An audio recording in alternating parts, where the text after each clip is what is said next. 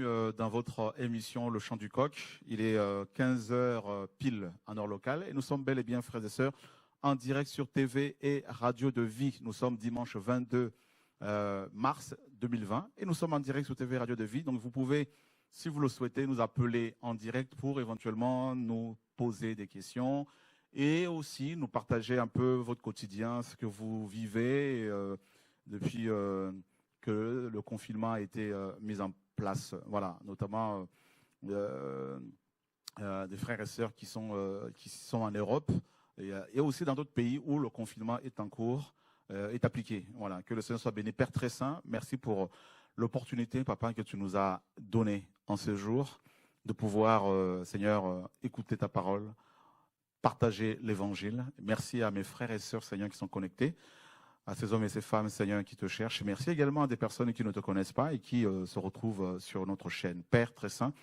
à toi seul la louange, l'honneur, la gloire et la magnificence. Au nom de Yeshua, notre Elohim. Amen. Voilà, frères et sœurs, donc vous pouvez à tout moment nous appeler pour participer à cette émission et voilà, nous dire un peu ce que vous avez reçu aussi du Seigneur, ce que vous pensez de ce qui se passe. Voilà, donc nous sommes chrétiens, nous sommes disciples de Jésus, disciples de Yeshua, notre Seigneur qui est mort à la croix pour nous et qui est ressuscité 3 jours après. Et nous sommes appelés, nous chrétiens, à avoir une lecture spirituelle sur les événements qui arrivent dans le monde, qui frappent le monde, des maladies, des troubles, des guerres, tout ça. Et les Écritures nous ont avertis. Le Seigneur nous a avertis dans les Écritures par l'envoi de ses prophètes. Et nous sommes grandement, mes amis, avertis. De Genèse à Apocalypse, dans les Écritures, nous avons, mes amis, des avertissements, nous avons des enseignements et des écrits des prophètes qui ont annoncé des choses qui allaient arriver. Et voilà, donc c'est pour ça que cette semaine qui va commencer aussi, nous aurons l'occasion d'échanger, de partager avec vous ce que la parole dit. Voilà, et comme vous le savez également, l'actualité, les actualités du monde sont souvent, en accord, souvent donc avec les Écritures, avec la prophétie biblique en fait. Nous devons toujours, nous chrétiens, mes amis, nous servir des écrits prophétiques, de la prophétie biblique pour analyser les choses qui arrivent, pour, n'est-ce pas, comprendre les actualités. C'est important parce que tout a été prédit. L'Ecclésiaste nous dit qu'il n'y a rien de nouveau sur terre, ce qui existe a déjà existé. Voilà. Et présentement, comme vous le savez, le monde est secoué, la terre est à l'arrêt. Mais qu'est-ce qui se passe? Et pour votre information, le Créateur n'a jamais été surpris. Il est au contrôle, n'est-ce pas? Il sait toutes choses. Et je dirais même que c'est lui-même qui a mis cet arrêt-là. Alors, certains vont dire, ouais, c'est l'homme qui a créé ce virus. D'autres encore vont dire, ce sont les démons, c'est le diable, tout ça. Peu importe qui est à l'origine de cette, n'est-ce pas, de ce virus, de cette maladie. Mais une chose est sûre, c'est que le Seigneur, notre Créateur, est au contrôle et il sait tout. Avant que le monde ne soit créé, avant que les démons ne soient créés comme des anges pour devenir par la suite, à cause de leur rébellion, des démons, le Seigneur Elohim savait qu'un jour les nations allaient être frappées par ce virus. Donc le Seigneur est au courant et au contrôle de tout et il permet toutes choses, il permet cela aussi pour plusieurs raisons et c'est ce que nous allons détailler tout au long de cette émission, ce que nous allons voir ensemble. Alors, prenons d'abord la parole. Alors, ce virus, pour nous qui sommes enfants d'Elohim, même pour des non-croyants, c'est un Shabbat forcé, un repos forcé. Voilà une autre lecture que nous pouvons faire de n'est-ce pas, de cette situation. C'est le repos forcé. Pourquoi? Eh bien parce que, parlons d'abord des chrétiens. Parlons d'abord des enfants d'Elohim, des vrais enfants d'Elohim, le blé, les brebis, ceux et celles qui sont destinés au ciel, au salut, à la vie éternelle. Eh bien, il se trouve que beaucoup d'enfants du Seigneur étaient dans l'activisme. Voilà. Beaucoup avaient oublié le premier commandement. Tu aimeras le Seigneur, ton Elohim, de tout ton cœur, de toute ton âme, de toute ta pensée et de toute ta force, de toute ta pensée et de toute ta force. Et à cause du train de vie de ce monde, eh bien, beaucoup étaient comme broyés, entraînés, malgré eux, par cela. Donc, on n'avait plus le temps pour, d'abord pour nous retrouver avec le Seigneur. Il y en a qui étaient broyés par, n'est-ce pas, attirés, broyés par des activités professionnelles, et tout ça, d'autres par des activités religieuses, par les réunions d'église. Retraite ici, jeûne par là, et séminaire par ici, formation biblique par là, et beaucoup, malheureusement, avaient oublié, n'est-ce pas, la relation avec le Seigneur. La relation avec le Seigneur. On va voir une parole vite fait, et qui me vient à l'esprit, un passage. Nous sommes dans Luc chapitre 10. Luc chapitre 10. Donc, le coronavirus, pour beaucoup de chrétiens, n'est-ce pas, pour nous qui sommes chrétiens, ben c'est un, n'est-ce pas, c'est un Shabbat forcé. Et ce n'est pas seulement pour nous, pour aussi le monde. C'est un Shabbat forcé. Et parlons d'abord des croyants. Hein. Parlons d'abord de croyants. Luc chapitre 10, on va descendre un peu, on va voir l'histoire de Martha et de Myriam. Deux sœurs qui représentent aujourd'hui deux types de croyants, de chrétiens.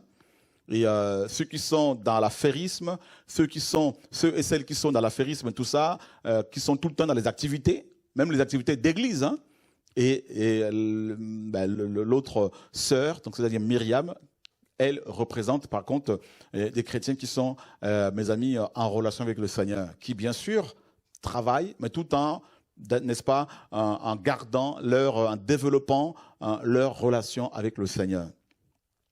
Alors nous sommes dans Luc chapitre 10 à partir du verset 38. Et s'en allant, il arriva qu'il entra dans un village et une certaine femme du nom de Martha le reçut dans sa maison. Et elle avait une sœur appelée Myriam et qui, s'étant assise aux pieds de Yahushua, écoutait sa parole. Mais Martha était distraite par beaucoup de soucis du service. Vous voyez ici? Donc on a deux types de croyants. Donc le premier type de croyant, c'est tous ces chrétiens qui sont happés, qui sont broyés, qui sont, mes amis, qui ont des soucis du service même d'église, qui vont plus servir les églises que le Seigneur, qui vont plus servir les hommes, les pasteurs, leurs bishops que le Seigneur, qui vont être plus présents aux réunions d'église, plus présents aux réunions de chorale, des répétitions de la chorale, qu'avec le Seigneur chez eux. Et la parole nous dit, étant survenue, donc Martha étant survenue, elle dit, Seigneur, ne te soucies-tu pas que ma sœur me laisse servir toute seule? Dis-lui donc de m'aider. Mais répondant, Yahushua lui dit, Martha, Martha, tu t'inquiètes et tu t'agites pour beaucoup de choses. Ben oui, de l'agitation, des inquiétudes, quand on est happé par le train de vie, quand on est happé par, mes amis, par le service dans l'assemblée locale. Voyez? Et mais une seule chose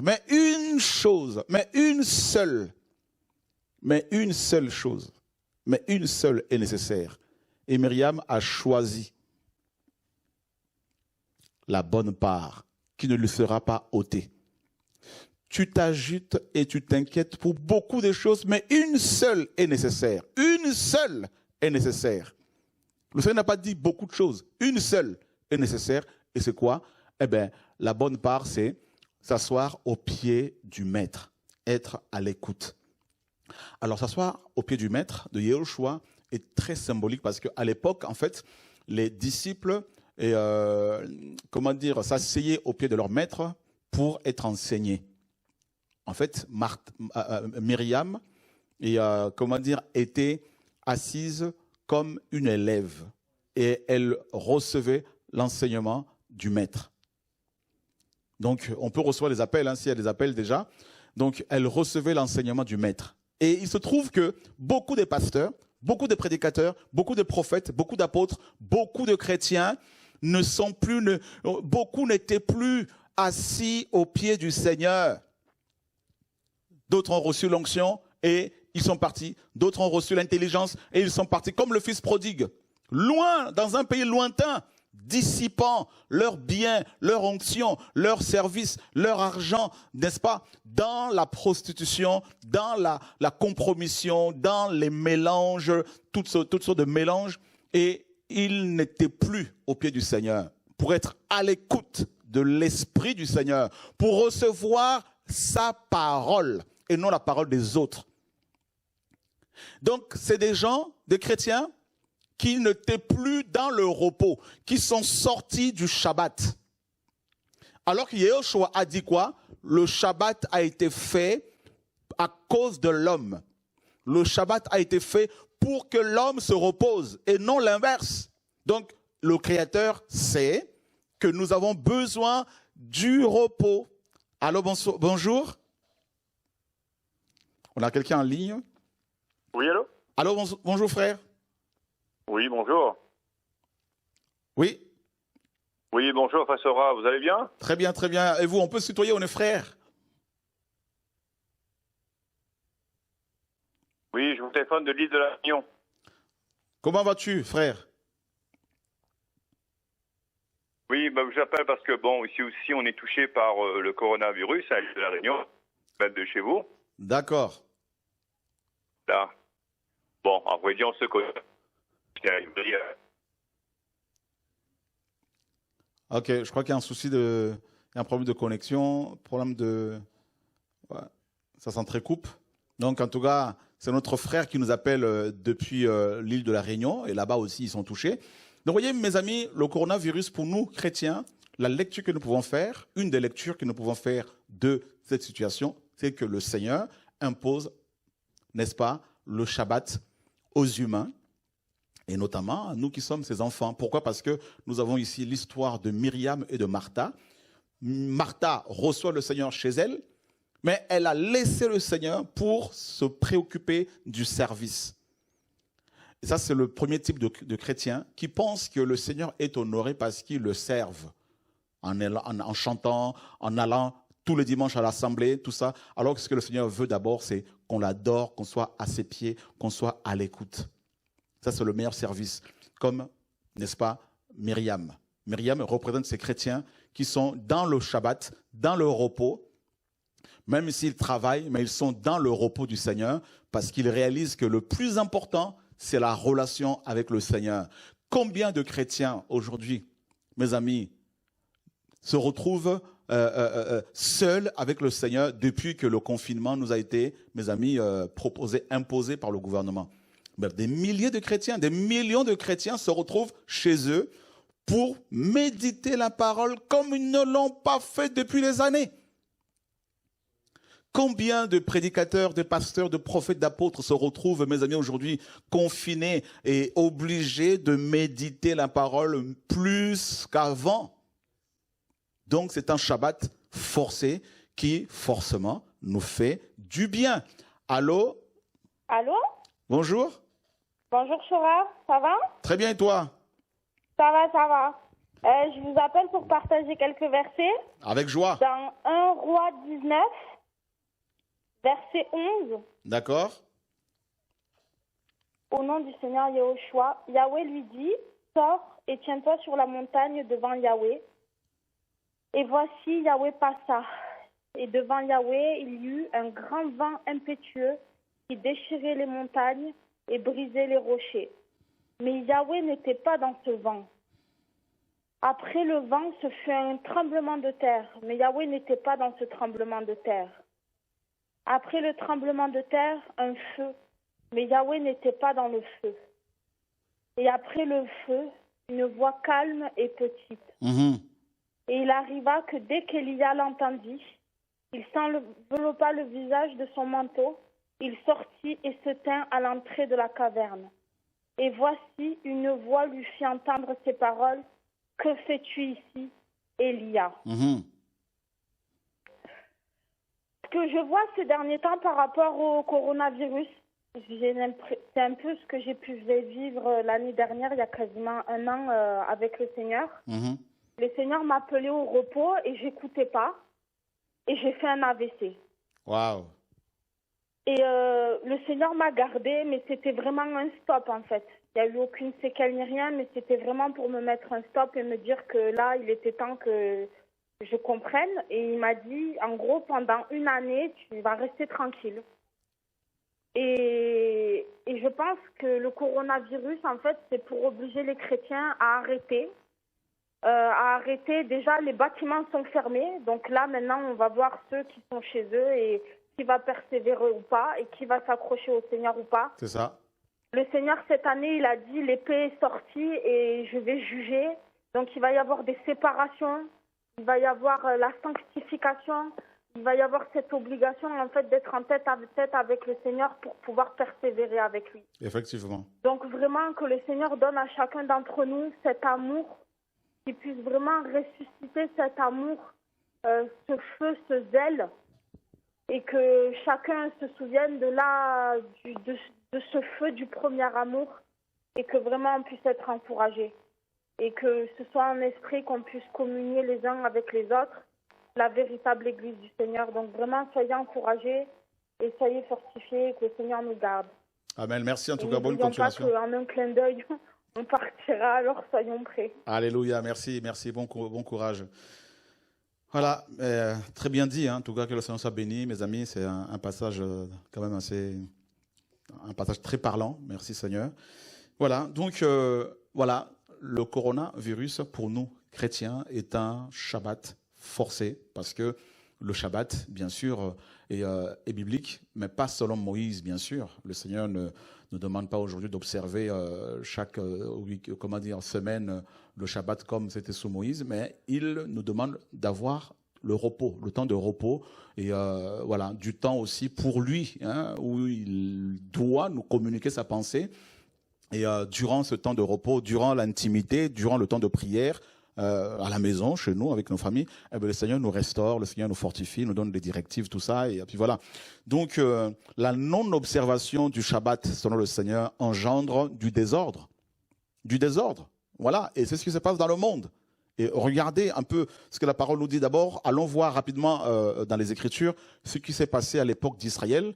Et allons voir, par exemple, dans Exode chapitre 33, et parce qu'il n'y a rien de nouveau sur la terre, ce qui existe a déjà existé. Nous sommes dans Exode 33, donc on va afficher la parole. Et regardez à partir du verset 1er. Et Yahweh donc dit à Moshe, va, monte d'ici, toi et le peuple que tu as fait monter de la terre d'Égypte vers la terre que j'ai juré de donner à Abraham, à Yitzhak et à Jacob, en disant, je la donnerai à ta postérité. Et j'enverrai un ange devant toi et je chasserai les Cananéens, les Amoréens, les Essiens, les Phérésiens, les Éviens et les Yébousiens vers une terre où coule le lait et le miel, mais je ne monterai pas au milieu de toi parce que tu es un peuple au cou raide, de peur que je ne te consume en chemin. Donc le Seigneur promet une terre où coule le lait et le miel. Et effectivement, ils sont arrivés sur cette terre-là. Allons voir rapidement dans Lévitique chapitre 25, avant de prendre quelqu'un au téléphone. Là, on va prendre d'abord ce passage-là, Lévitique 25. Et le Seigneur, une fois que ce peuple est arrivé sur cette terre, le Seigneur va leur donner bien avant des ordres, des règles, pour pouvoir bénéficier de cette terre correctement. Voyez, qu'est-ce que le Seigneur va dire? Yahweh parla aussi à Moshe sur la montagne de Sinaï en disant, parle aux enfants d'Israël et dis-leur, quand vous viendrez sur la terre que je vous donne, la terre se reposera. Ce sera un Shabbat à Yahweh. Pendant 6 ans, tu semeras ton champ et pendant 6 ans, tu tailleras ta vigne et tu recueilleras le produit. Mais la 7e année, il y aura un Shabbat, un temps de repos pour la terre. Ce sera un Shabbat à Yahweh. Tu ne semeras pas ton champ et tu ne tailleras pas ta vigne. Tu ne moissonneras pas ce qui viendra des grains tombés dans ta moisson et tu ne vendangeras pas les raisins de ta vigne non taillée. Ce sera une année de repos total pour la terre. Mais ce qui proviendra de la terre, l'année du Shabbat, vous servira de nourriture à toi, à ton serviteur et à ta servante, à ton mercenaire et à l'étranger qui demeure avec toi, à ton bétail et aux animaux qui sont sur ta terre. Tout son produit servira de nourriture. Tu compteras aussi 7 Shabbats d'année, et 7 fois 7 années, et les jours de 7 Shabbats feront 49 ans. Donc vous voyez ici, le Seigneur demande à ce que les Hébreux, une fois qu'ils sont arrivés, bien sûr, une fois qu'ils vont arriver, une fois qu'ils vont s'installer, une fois installés sur la terre promise, il leur a dit, il va falloir que tous les 7 ans, laisser la terre se reposer. Il va falloir laisser la terre se reposer tous les 7 ans. Donc le Seigneur pense à l'homme, l'homme devait se reposer, mais également la terre. Pourquoi? Parce que la terre, c'était le moyen que l'homme avait pour pouvoir se nourrir. Donc il fallait prendre soin de la terre. Il fallait que l'homme prenne soin de son environnement. Il ne fallait pas que l'homme surexploite la terre. Parce que tous les produits que nous consommons proviennent de la terre pratiquement. Des eaux et de la terre. Donc de la terre. Tout ce que nous mangeons, le Seigneur nous nourrit par la terre. Vous vous rendez compte? Et il demande à ce que l'homme soit un bon gestionnaire. Un bon gestionnaire. Et qu'est-ce qui se passe, mes amis? Il y a une surexploitation de la terre. Les Hébreux n'ont pas su, mes amis, exploiter correctement la terre selon son Créateur. Allons voir ce qui s'est passé dans le livre de, mes amis, 2 Chroniques. 2 Chroniques, chapitre, mes amis, le Seigneur va frapper. 2 Chroniques 36, pardon. 2 Chroniques 36. Et on va prendre la personne en ligne, il n'y a pas de souci. Et dans quelques secondes. Et regardez, et nous sommes dans 2 Chroniques, chapitre, à partir de 36, chapitre 36, verset 20. La parole nous dit, voilà. Puis le roi de Babel transporta à Babel le reste qui échappa à l'épée, et ils furent ses esclaves, et ceux de ses fils, jusqu'à la domination du royaume de Perse, pour accomplir la parole de Yahweh par la bouche de Yermeia, donc le prophète, jusqu'à ce que la terre ait pris plaisir à ses Shabbats. Elle se reposa tout le temps où elle fut dévastée, pour accomplir les 70 années. Vous vous rendez compte? Donc les Hébreux n'ont pas respecté la jachère, le repos de la terre. Ils l'ont surexploité. Et le Seigneur savait que si la terre était surexploitée, elle n'allait plus être capable de fournir de la nourriture aux Hébreux. Et si il n'y avait plus de nourriture, forcément les Hébreux allaient mourir. Et le Seigneur n'a pas voulu que les hommes meurent. Parce qu'il prend soin de ses enfants, tel un père prévoyant. Voyez? Et comme ils n'ont pas respecté la loi du Seigneur, qu'est-ce que le Seigneur va faire? Il va envoyer un étranger, Nebuchadnezzar, babylonien. Il va l'envoyer à Yehuda, donc à Juda, et il va expatrier, il va déporter une grande partie de la population de Juda à Babylone, et ceux qui étaient restés vont devenir des esclaves. Et pendant 70 ans, le chiffre 7, vous voyez, le nombre 7 ici, là, le chiffre 7, donc la terre va pouvoir se reposer pendant 70 ans. Donc on a le chiffre 7, le repos, la perfection. 70 ans de repos pour la terre, parce que les Hébreux n'ont pas respecté le repos annuel. Vous vous rendez compte? Donc, aujourd'hui, à la lecture de cette parole et des événements qui frappent le monde actuel, nous comprenons que le Seigneur a permis cela, donc le coronavirus, pour imposer à l'humanité le repos. Le repos. Le repos, d'abord par rapport à nous qui sommes chrétiens, parce que le Shabbat a été fait pour l'homme, nous dit Marc chapitre 2. Quand on voit les activités de beaucoup d'églises aujourd'hui, des pasteurs qui sont devenus des superstars, des vedettes qu'on adore, ils acceptent l'adoration. Et chaque dimanche, ils vont récolter la dîme des frères et sœurs qui sont souvent naïfs et qui pensent qu'en payant la dîme, ils vont devenir riches. eh bien, le Seigneur a mis un coup de frein, hein, un arrêt, une pause. Et du coup, des chrétiens qui ne lisaient plus la Bible, qui ne priaient plus, qui ne partageaient plus la parole avec leurs enfants, avec leur famille, qui n'étaient plus en famille, eh bien, du coup, ils se retrouvent obligés d'être en famille. Et obligés d'avoir du temps. Le temps qu'ils n'avaient plus, soi-disant pour lire la Bible. Parce qu'il fallait travailler comme des malades. On en parlera, mes amis. Hein, on en parlera. On va parler du travail qui détruit des familles. Voyez, ce désir que beaucoup de chrétiens, beaucoup d'humains possèdent, qui le pousse à vouloir devenir riches.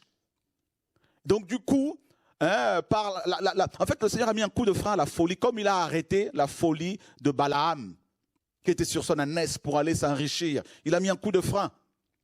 Donc du coup, le repos devient obligatoire. Et le Seigneur faisant tellement bien les choses, qu'il se sert de nos gouvernements, qui sont souvent à son service, comme la parole le dit. Le magistrat est établi pour notre bien. Donc nous devons respecter cette mesure que les autorités ont prise pour nous confiner. Donc c'est une bonne mesure. Eh bien, nous devons, mes amis, nous soumettre aux autorités. Eh bien, ce confinement est voulu par le Seigneur Adonai lui-même pour nous imposer, n'est-ce pas, le Shabbat, le repos. Et je vous assure, nous sortirons de ce confinement fortifiés. Je parle de véritables enfants d'Élohim, fortifiés, requinqués, bâtis, construits, mes amis, profondément enracinés dans la parole, dans la relation avec le Seigneur. Ça, c'est une bonne, mes amis, une bonne conséquence. Mais il y aura d'autres conséquences dramatiques parce que des faux. Hein, beaucoup de pasteurs vont perdre, ils sont au chômage, ils perdent déjà la dîme, tout ça, et beaucoup vont faire faillite, beaucoup sont au chômage forcé. Mais pour les vrais enfants du Seigneur, c'est le Shabbat. Des familles vont être reconstituées, tout ça, et, fortifiées, bâties par le Seigneur, et reconstruites, tout ça. Et donc nous nous retrouvons comme Myriam, assis, n'est-ce pas?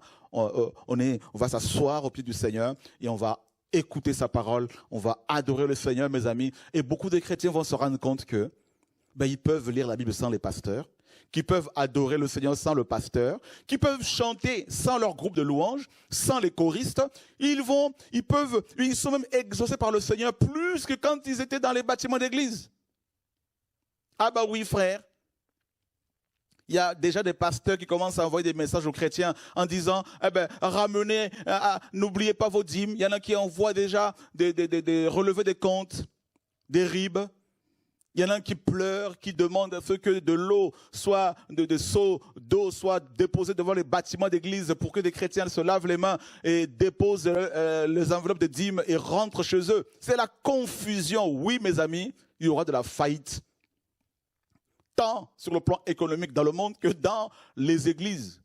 Les églises qui sont bâties sur du sable vont s'écrouler naturellement. Bien évidemment, il y en a d'autres qui sont bâties sur du sable qui vont, mes amis, se retrouver fortifiés dans le mal. Ça, il n'y a pas de souci. Mais en tout cas, une chose est sûre, c'est que les véritables enfants du Seigneur qui étaient trompés dans ces églises-là vont ouvrir les yeux et ils vont découvrir ou redécouvrir la relation avec le Seigneur chez eux. Ils vont se rendre compte que le Seigneur n'est pas, n'est-ce pas, enfermé dans un bâtiment qu'on appelle église par les hommes. Mais le Seigneur est esprit et que chez eux, il est là aussi s'il l'invoque, peu importe l'endroit où on l'invoque. Le Seigneur nous impose, mes amis, aujourd'hui le Shabbat. Pour nous qui sommes enfants d'Élohim, mes amis, au nom de Yeshua.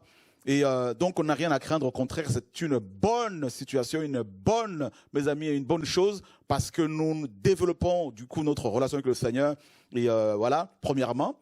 Et ensuite, nous allons appliquer le deuxième commandement, être avec nos familles, forcément, nos enfants, nos femmes, tout ça, vos femmes, vos maris.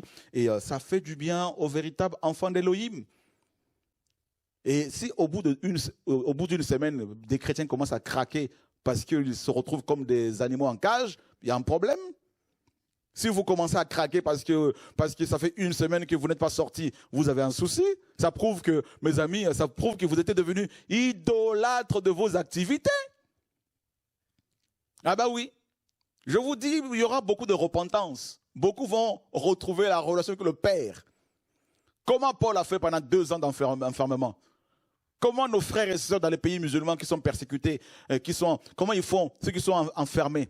Et des chrétiens qui sont enfermés au Congo, tout ça, depuis 19 à 20 ans, comment ils font? Ah ben mes amis, nous sommes en train de découvrir à quel point nous étions idolâtres, à quel point nous sommes idolâtres du temps, idolâtres, mes amis, des sorties. Eh bien, nous retrouvons, mes amis, l'essentiel, la relation avec le Seigneur. Oh Seigneur, sauve-nous, aide-nous.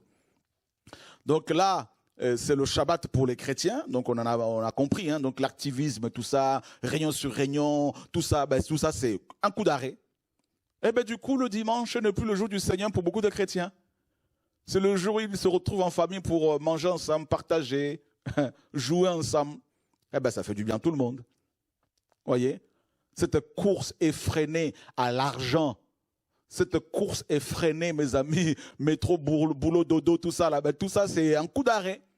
Que le Seigneur bénisse notre président, que le Seigneur bénisse le gouvernement français, et congolais, et ivoirien, et belge, tous les gouvernements du monde qui ont pris ces mesures-là. Ah ben, que le Seigneur soit béni, même si on me dit, frère, ce sont les hommes qui sont à la base de ce virus, mais que le Seigneur soit béni parce que pour nous, nous tirons des bonnes choses de là. Ben oui, parce que nous retrouvons avec le Père, avec nos familles, mes amis, ben ça fait du bien. Que le Seigneur soit béni. Nous prions pour les autorités, mes amis, que le Seigneur les bénisse. Au nom de Yahushua. Et alors, pour le monde, bien sûr, c'est aussi un Shabbat. Pourquoi? Parce qu'il y a une surexploitation des richesses de la terre. Allons voir quelques exemples. Hein? Le Shabbat, ce n'est pas seulement pour les chrétiens, c'est aussi pour les hommes. Le Shabbat, selon le Seigneur, le repos. La terre doit se reposer. Or, la terre est surexploitée. Et les scientifiques tirent la sonnette d'alarme depuis des années, hein, sur la surexploitation de la terre, de la biodiversité, des mers, des eaux, des océans, tout ça. Et l'homme est devenu fou. Fou, la folie. Vous voyez? Donc, je ne sais pas s'il y a encore si on peut nous montrer un peu ce qui se passe. Et on a vu quand le Seigneur a donné la manne, hein, il a demandé à ce que chacun prenne ce dont il avait besoin. Mais aujourd'hui, ben non, les gens ils font des courses à outrance, voyez, et au-delà même de leurs moyens, et tout ça parce que l'être humain est particulièrement égoïste. Voilà, donc nous sommes, on a cette image-là. L'agriculture se remet en question face à l'appauvrissement, des sols. L'agriculture se remet en question face à l'appauvrissement des sols. Les conséquences de l'appauvrissement des sols déclenchent des prises de conscience de célébrités comme l'actrice Juliette Binoche et des mouvements de paysans en faveur de la conservation à l'heure où les surfaces agricoles ne cessent de se réduire. Ben, regardez l'état du sol ici. Voilà, donc les sols de France sont très appauvris. Les sols de France sont très appauvris. Une question complexe qui appelle des réponses adaptées. Voilà. Et c'est quand même incroyable. Donc là, nous sommes bien sûr en mars 2019. Et donc, nos sols en France sont dans un état catastrophique car la culture les a abîmés, a reconnu le ministre de l'Agriculture, Didier Guillaume. Prise à partie dans l'émission On n'est pas couché sur France 2 par l'actrice Juliette Binoche qui milite pour replanter des haies afin de faire revenir la biodiversité. Voilà, donc c'est quand même terrible. Hein. Et donc on nous dit ici que la France a vu sa surface agricole utile diminuer de 25% en 50 ans. Vous voyez? C'est quand même terrible. Hein. Et voilà, donc on va voir d'autres articles. Hein. Et, oui, allô, bonjour. Oui, bonjour frère. Oui. Et en fait, c'est pour te partager un témoignage qu'un non-chrétien il avait fait. En fait, il y a un non-chrétien qui avait eu un rêve. Et dans ce rêve, le rêve s'est passé un jour avant l'incendie de la cathédrale Notre-Dame. Dans ce rêve, il avait vu que Dieu lui avait parlé concernant l'incendie de cette cathédrale. il a, en fait, dans ce rêve, il avait vu que le toit de l'incendie, en fait, le haut, il avait brûlé, il s'était effondré. Et après, juste le lendemain, tout s'est réalisé. Et je suis toujours sous le choc parce que moi, je savais pas que les non-chrétiens, ils pouvaient faire, que Dieu pouvait leur parler dans leurs rêves. Et ça montre vraiment que Dieu il va punir la religion et tout. Et aussi, il avait dit aussi que dans son rêve, dans ce même rêve, il était dans un jardin et il était avec d'autres gens, il cultivait dans un jardin de la cathédrale Sacré-Cœur et ils sont en train de cultiver et il a interprété ça comme quoi Dieu il veut qu'on cultive sa relation personnelle avec lui. Et j'aimerais savoir ce que tu en penses. Bien sûr, le Seigneur m'a personnellement parlé de l'agriculture. Et bien sûr, d'ailleurs, on a commencé déjà avec des frères et sœurs à faire de l'agriculture. Hein. Donc, on a pris quelques terrains et on encourage des frères et sœurs à le faire. Je crois que le Seigneur va vraiment, avant l'enlèvement, hein, parce que nous croyons que nous sommes à la veille de l'enlèvement de l'Église véritable. Et le Seigneur, de nouveau, appelle son peuple à travailler la terre simplement. Et voilà, parce que des temps qui arrivent seront des temps très difficiles. Donc le Seigneur, bien évidemment, parle aussi par les inconvertis. Dans la parole, il a donné des songes prophétiques à des rois comme Nebuchadnezzar. Et concernant la fin de temps, bien sûr, le Seigneur parle à sa création. D'accord. Donc ça confirme. Oui. Donc ça confirme que c'est Dieu qui a fait ça à la cathédrale. Ben, le Seigneur confond, bien sûr, confond les humains. Il nous montre à quel point nous sommes rien. À quel point nous sommes rien. Il n'y a qu'à voir un virus. Voilà, il y a un seul virus. Regardez, a mis à l'arrêt la terre, les nations. Un seul virus. Un seul virus. Donc c'est pour montrer aux humains que on n'est rien, quelle que soit l'intelligence qu'on peut avoir, quelles que soient les choses que l'on peut faire, les bâtiments que l'on peut construire, on n'est rien, on est mortel, on n'est rien. Oui, vraiment. Voilà.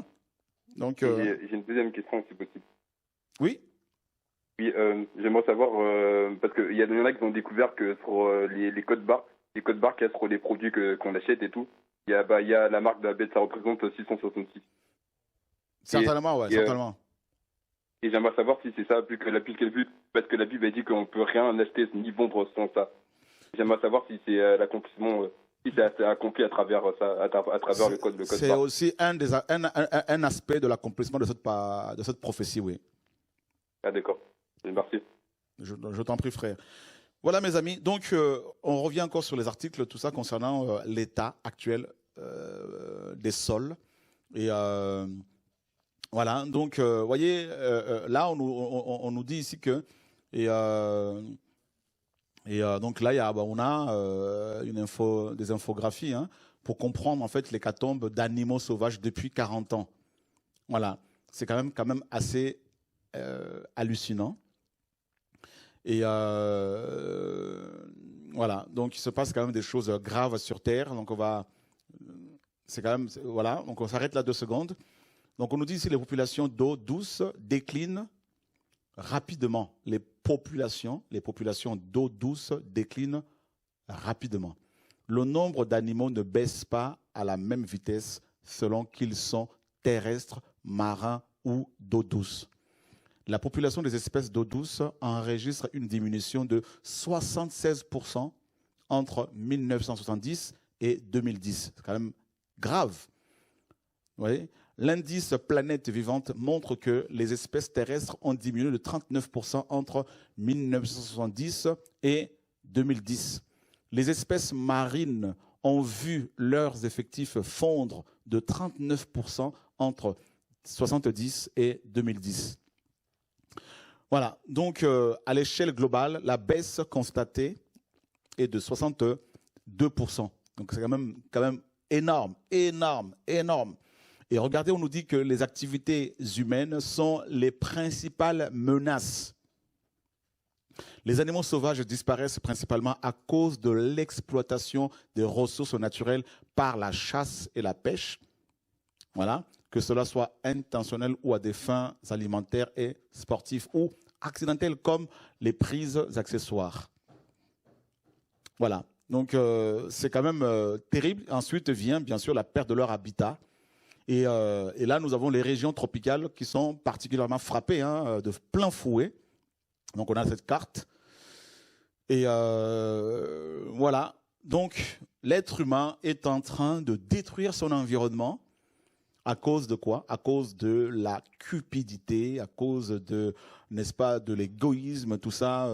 Voilà, donc cette envie de vouloir posséder, amasser, alors qu'on va tout laisser sur terre. Voilà. Donc, résultat, ben, on est confus et face à des problèmes tels que le virus qui frappe le monde. Voilà mes amis, donc d'où, mes amis, le Shabbat forcé au nom de Yeshua. Allô, bonjour. Voilà, il n'y a personne. Voilà mes amis, que le Seigneur nous aide. Il nous a déjà aidés, bien évidemment. Que le Seigneur soit béni pour son soutien. Voilà, donc je ne sais pas s'il y a d'autres articles, tout ça. Et l'être humain ne fait que exploiter la surexploitation de la terre. Et on détruit les sols, on détruit des forêts entières. Hein. Et il y a une déforestation inouïe, mes amis, qui a lieu actuellement hein, dans le monde. Et on détruit l'environnement, on détruit tout ça là. Pourquoi? Parce que l'être humain veut de plus en plus se faire de l'argent. Voilà, nous sommes en train de saboter notre propre bien-être à venir, a déclaré l'agence France Presse, hein, a déclaré, bien sûr, à l'agence France Presse, Robert Watson, président de la plateforme intergouvernementale sur la biodiversité et les services écosystémiques. À l'origine de cette enquête sur l'exploitation intensive des ressources de la Terre et de ses conséquences sur la faune et la flore. Si rien ne fait pour enrayer la tendance, la ressource en poissons de la région Asie-Pacifique sera ainsi épuisée d'ici 30 ans et jusqu'à 90% de ce coraux gravement détérioré d'ici 2050. En Afrique, ce sont plus de la moitié des espèces d'oiseaux et de mammifères qui vont, n'est-ce pas, et, qui seront perdus d'ici 2100. Avertit cette étude compilée par l'IPBES dans 4 énormes rapports régionaux. Et voilà, la biodiversité, l'indispensable variété de formes de vie sur la Terre continue à décliner dans chaque région du monde, réduisant significativement la capacité de la nature à contribuer au bien-être de la population. Voilà, donc voilà, vous pouvez vous renseigner, hein, voilà. Vous verrez effectivement que les humains sont devenus malades de chez les malades. Voilà, malades. Eh bien, qu'est-ce que le Seigneur fait? Là, il met un coup d'arrêt. Voilà. Aussi bien dans les églises que dans le monde. Un coup d'arrêt. Tout le monde s'arrête, pause. Voilà. Comme si vous regardez, mes amis, une émission à la télévision qui est déjà enregistrée, eh bien, vous mettez pause. Parce qu'il y a trop de violence. Pause. Voilà. Et c'est exactement ce que le maître a fait. Trop de gens qui font n'importe quoi. Trop de gens qui, dans le monde, tuent, massacrent, trop de guerres, de troubles, tout ça. C'est écrit que ça doit arriver, bien sûr, c'est écrit que ça doit arriver. Et le Seigneur met pause. Voilà. Et on va rapidement aller voir, avant de finir, et mes amis, ce qui s'est passé, et comment dire, au XIVe siècle, hein, avec la peste noire notamment. On va aller rapidement voir, je crois qu'il y a un article là-dessus. Et le Seigneur, à cette époque, au XIVe siècle, avait mis aussi comme une espèce de pause pour que les humains se mettent à réfléchir, à revoir leur position. Et voilà. Et c'est ce que le Seigneur a fait, tout simplement. Voilà. On court après quoi? Après la fumée. Voilà. Tout est vanité. Tout est poursuite du vent, nous dit l'Ecclésiaste. Donc, que le Seigneur nous garde, en tout cas. Alors, je ne sais pas si, je crois qu'on a quelqu'un en ligne. Allô, bonjour. Oui, allô, bonjour. Oui. Oui, je vous appelle. J'ai une question, en fait. Tout d'abord, que le nom de Yeshua Mashiach soit béni. J'aimerais savoir, par rapport à ce qui se passe en ce moment avec la crise du coronavirus, est-ce qu'on doit prier pour que ça s'arrête? et par rapport au nombre de morts, etc. Ou comme vous l'avez dit, comme c'est le Shabbat, essayer de nous renforcer de plus en plus notre relation avec le Seigneur et attendre tout simplement que ça passe. Je crois qu'on peut toujours prier pour que cela s'arrête, mais toutefois, le Seigneur qui nous aime ne va pas arrêter un châtiment tant qu'il n'aura pas estimé que ceux qui sont châtiés ont compris la leçon. D'accord, ok. Voilà, donc nous devons prier bien sûr pour des familles qui sont touchées, par nos frères et sœurs qui sont touchés, parce qu'il y a des frères et sœurs qui sont touchés par ce virus. Nous devons prier que le Seigneur leur vienne en aide, tout ça, et les appeler pour les encourager, prier pour eux, bien évidemment, et prier aussi pour ceux qui ne sont pas convertis. Parce que quand un humain est touché par un drame, étant donné que nous sommes nous-mêmes humains, cela doit forcément nous toucher, nous interpeller. Mais toutefois, en priant, nous devons toujours nous dire que le Seigneur est souverain. C'est lui qui va décider que maintenant, j'arrête. Voilà, parce que mes enfants ont compris la leçon et puis on va passer à autre chose. D'accord, ok. Voilà. Merci beaucoup et que le Seigneur vraiment continue de vous fortifier. Merci ma soeur, bonne continuation.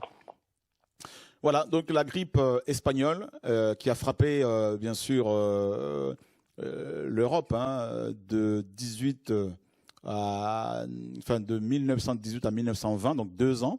Donc voilà, le choléra est une infection diarrhéique aiguë provoquée par l'ingestion d'aliments ou d'eau contaminée par le bacille vibrio cholérae. Voilà, cholérae. Alors, c'est une maladie qui a fait beaucoup de victimes, bien évidemment. On nous dit ici qu'il y a eu chaque année à peu près entre 1 et 4 millions de cas de choléra. Voilà. Donc, il y a eu près de 143 000 décès dus à la maladie dans le monde. C'est quand même énorme, 143 000 décès. Voilà. Et là, le sida, qui est apparu en 1981, donc a fait combien de victimes jusqu'à nos jours? Environ 32 millions de personnes. 32 millions de personnes. Voilà, la souche H1N1, voilà, particulièrement virulente, donc c'est quand même assez incroyable. Donc on nous dit aussi qu'il y a eu d'autres épidémies, bien évidemment, comme de nombreuses épidémies citées, comme le virus Ebola en Afrique, on en a parlé récemment, là. Et il y a aussi l'hépatite C, qui fait beaucoup de victimes aussi, le chikungunya aussi, chikungunya, voilà, maladie infectieuse tropicale transmise par les moustiques. Voilà. Donc il y a plusieurs maladies, bien sûr, qui frappent les nations, plusieurs maladies infectieuses, tout ça. Et on est vraiment dans un monde complètement pourri, un monde complètement dirigé complètement par des malades, voilà, par des humains qui sont assoiffés du pouvoir, assoiffés des richesses. Ils sont prêts à toutes sortes d'expériences aussi pour pouvoir s'enrichir. Alors là, mes amis, les dégâts sont énormes. Je pense à toutes ces familles qui sont touchées. Et alors là, nous avons une carte. Voilà. Et donc là, on parle de, je crois que c'est le coronavirus. Donc le coronavirus, le Covid-19. Voilà, le Covid-19. Alors, là, on a les cartes des pays touchés. C'est énorme. Énorme. Vous voyez ce qui se passe, mes amis, là, c'est chaud. Voilà. Et heureusement que le Seigneur nous donne l'assurance, la paix. Et alors, qu'est-ce qui se passe en rouge, David? C'est quoi? C'est là. Donc, il y a la Chine. Donc, les cas confirmés dans le monde. 315 992 personnes atteintes. Ça c'est de manière officielle. Et nous savons qu'officieusement, il doit y en avoir plus que ça. Je crois qu'officieusement, nous avons dépassé plus d'1 million de personnes contaminées par ce virus. Voilà, donc nous avons la Chine, l'Italie, l'Espagne, les US, l'Allemagne, l'Iran, la France, la Corée du Sud, la Suisse, l'Angleterre, et